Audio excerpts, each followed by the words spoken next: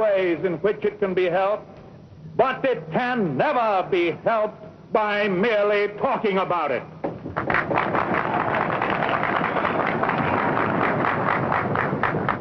We must act quickly. And finally, in our progress towards a resumption of work, we require two safeguards against a return of the evils of the old order. There must be a strict supervision of all banking and credits and investments. There must be an end to speculation with other people's money.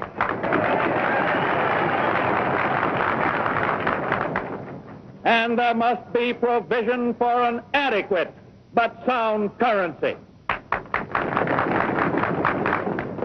These, my friends, are the lines of attack I shall presently urge upon a new Congress in special session detailed measures for their fulfillment, and I shall seek the immediate assistance of the 48 states.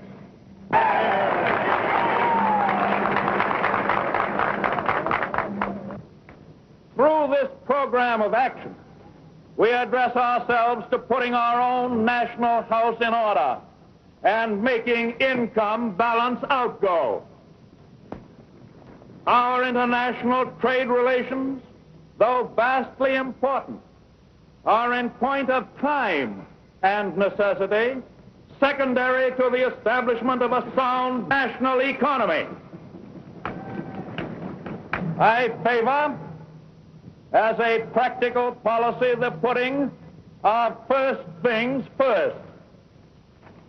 I shall spare no effort to restore world trade by international economic readjustment, but the emergency at home cannot wait on that accomplishment.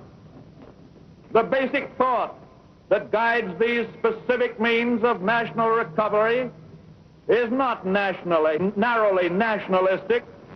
It is the insistence as a first consideration upon interdependence of the various elements in and parts of the United States of America, a recognition of the old and permanently important manifestation of the American spirit of the pioneer. It is the way to recovery. It is the immediate way. It is the strongest assurance that recovery will endure.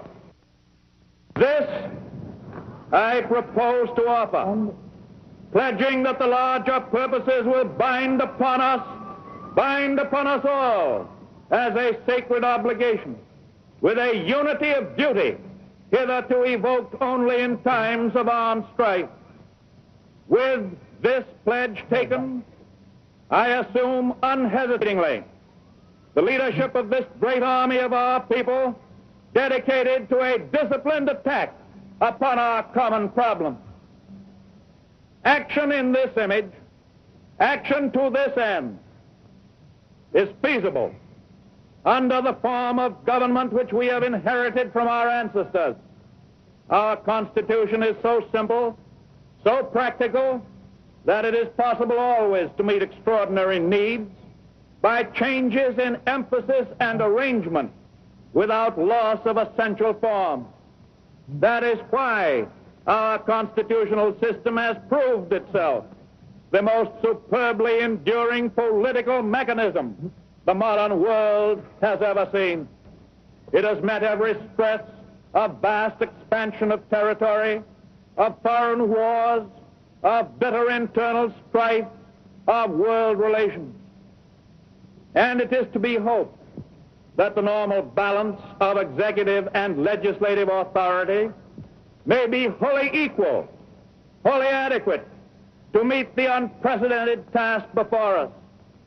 But it may be that an unprecedented demand and need for undelayed action may call for temporary departure from that normal balance of public procedure.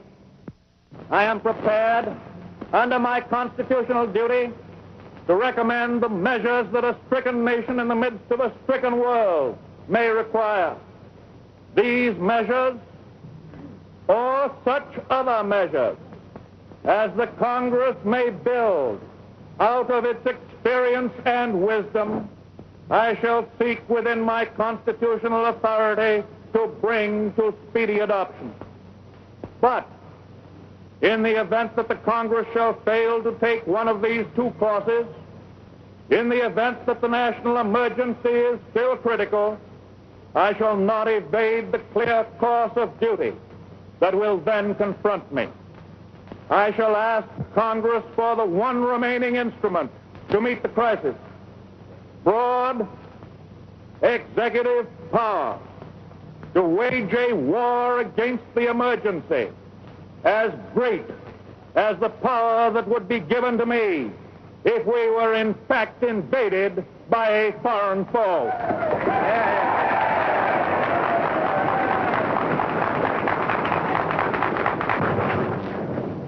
For the trust reposed in me, I will return the courage and the devotion that befit the time. I can do no less.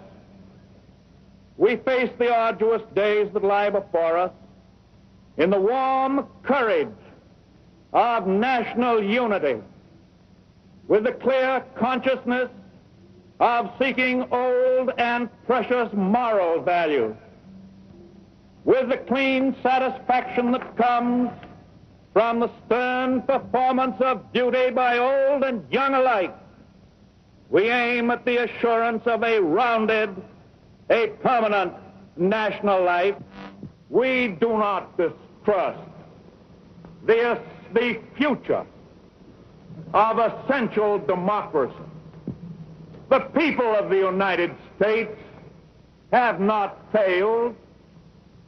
In their need, they have registered a mandate that they want direct, vigorous action.